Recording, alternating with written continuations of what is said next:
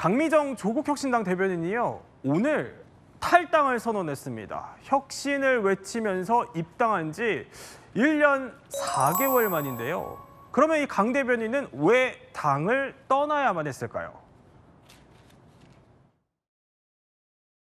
저보다 더 어린 사회 초년생 피해자들의 목소리가 들렸습니다.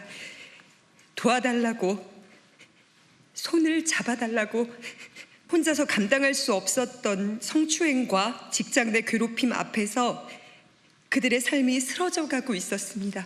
저는 그들의 손을 잡기로 했습니다. 그러나 당은 피해자들의 절규를 외면했습니다.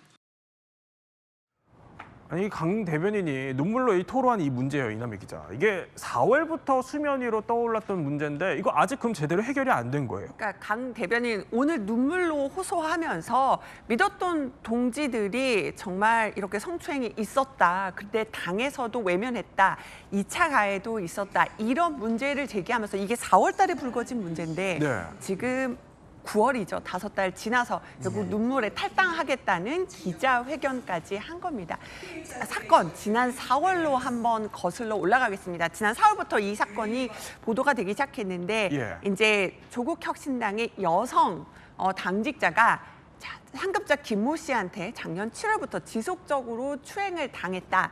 제가 어떤 식의 사건이 있었는지는 굳이 언급하지 않겠습니다만 보시는 저 내용으로 지금 알려져 있습니다. 그리고 뭐 몸 상태가 안 좋아요 하니까는 그 고위 당직자가 성적 취지 발언을 하면서 굉장히 문제를 삼았고 여기에 대해서는 경찰에 고소도 한 상태인데 여전히 사건이 오히려 다 해결도 되지 않았고 2차 가해가 지속되어서 지금 두 피해자 중에서 한 명도 떠났고 한 명도 지금 떠나는 것을 고민 중이다. 그러면서 이제 문제를 삼은 겁니다. 그러니까 강 대변인은 먼저 당을 떠난 피해자를 대신해서 탈당 기자회견으로 목소리를 냈다 이렇게 설명을 한 겁니다. 그러면서 허재인 변호사, 조국혁신당의 문제를 조목조목 따졌어요. 그렇습니다. 강 대변인의 말이 사실이라면 조직 내에서 성범죄 사건이 발생했을 때 하지 말라는 것들을 조직 내에서 지금 당에서 다 했다라고 볼 수 있을 정도로 심각한 문제를 제기를 하고 있는 상황인데요.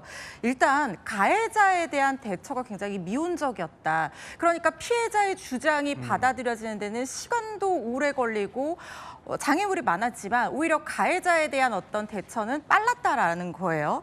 그러니까 이 피해자를 지키려 했던 이들이 징계를 받았을 때 재심 청구를 했는데 3주 만에 이게 받아들여지지 않고 제명이 확정된 반면에 가해자는 재심을 청구했을 때 60일이라는 주어진 기간을 꽉 채운 끝에야 겨우 제명이 확정이 되는 등 속도가 더뎠다는 겁니다. 그리고 윤리위와 인사위 같은 이 성범죄 혐의를 조사해야 되는 이 감시 기관에서 가해자와 가까운 인물들로 구성이 됐다는 거예요. 그러니까 피해자 주장이 제대로 받아들여지기 어려운 환경이었다 이렇게 얘기를 했고 제일 문제가 되는 건 지금 피해자에 대한 대책이 사건 발생한 지 5달이 지났는데도 불구하고 뚜렷하게 나온 게 없다라는 부분이고요.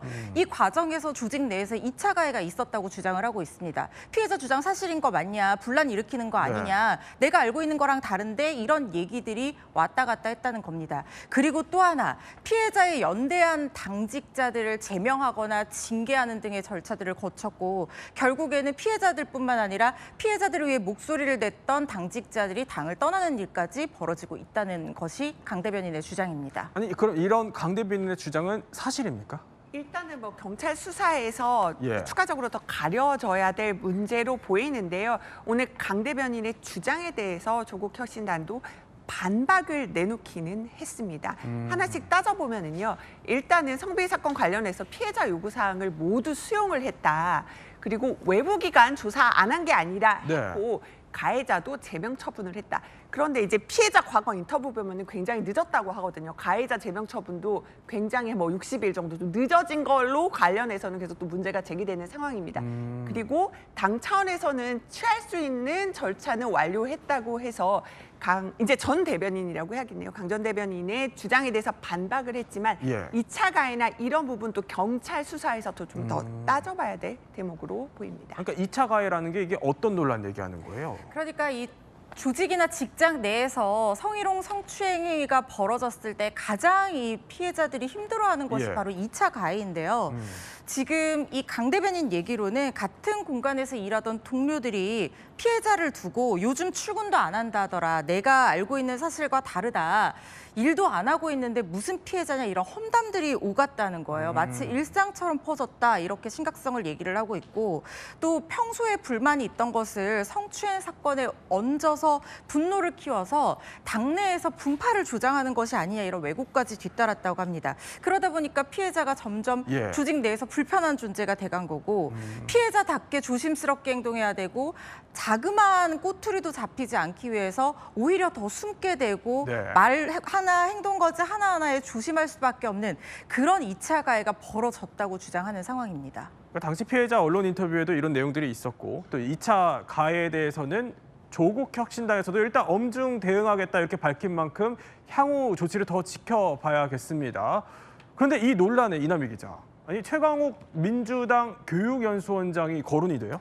그러니까요. 최강욱 원장이 바로 지난 8월 말에요. 네. 조국혁신당의 대전 세종 정치아카데미 지역 행사에서 했던 발언이 녹취가 퍼진 거예요. 이래서 논란이 된 겁니다.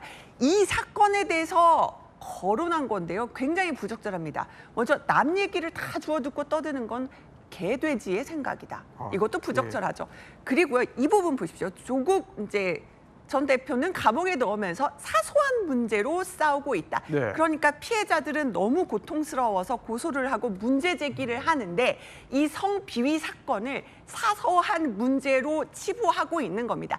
이 발언 자체가 예. 좀 더 피해자들에게 더 많은 상처를 줄 수밖에 없습니다. 그러면서요, 이 성비위 문제에 대해서 그렇게 죽고 살 일이냐라고 발언을 했는데 이 발언을 한 것들이 이제 그 발언을 듣던 당직자들도 당원들도 아니 무슨 발언을 이렇게 하지 하면서 녹취를 했던 것들이죠. 그러니까 그 발언들이 퍼지면서 지금 더 논란이 된 상황입니다. 자, 강민정 대변인은요 오늘 기자회견에서 조국 전 대표를 거론했습니다. 그러니까 조국 전 대표가 사면이 되면 바로 잡히리라고 기대했다면서 말이죠.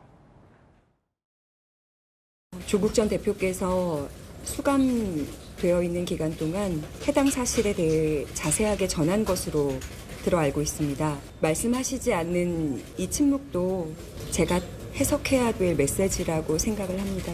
모 고문께서 조 원장의 비당원 시절에 사진을 보낸 게 있다. 그러나 그 시기는 비당원이었기 때문에 어떤 조치를 할 수도 없었다라고 하는 것을 분명히 밝힙니다. 조국 원장님이 비당원 시절에 수감 중에 있었던 사실을 가지고 이 사건을 연결시키는 것은 매우 유감입니다.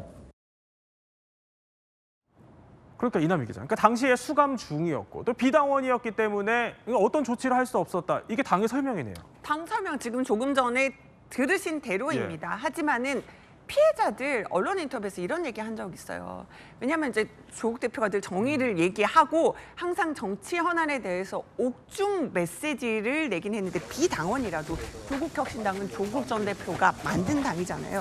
늘 옥중 메시지 내왔었는데 조 전 대표 침묵 역시 하나의 깊은 상처로 남았다라고 피해자들은 전하기도 했었습니다. 지금 저 영상이 오늘 조국 전 대표의 모습인 것 같아요. 오늘 그러면 관련해서 입장에 나온 게 있나요? 일단은 조국 전 대표 오늘 당내 그 성비위와 강미정 전 대변인의 탈당에 대해서 어떤 입장인지 보면 지금 구자준 기자가 굉장히 열심히 따라붙어서 정말 이 침묵하고 있는 건 왜 그런 것이냐 질문을 정말 한 67 질문을 던졌는데 모두 침묵하고 지금 보시다시피 타러 가기 전까지 거의 질문하고요. 이제 거의 막판에는 지금 조계사 오늘은 방문한 것이기 때문에 이런 메시지를 내는 것보다는 다음 기회에 말씀드릴 일이 있을 것이다 라는 취지로 얘기는 했습니다만 본인의 입장을 오늘 좀 밝혔어야 하는 게 아닌가 싶습니다.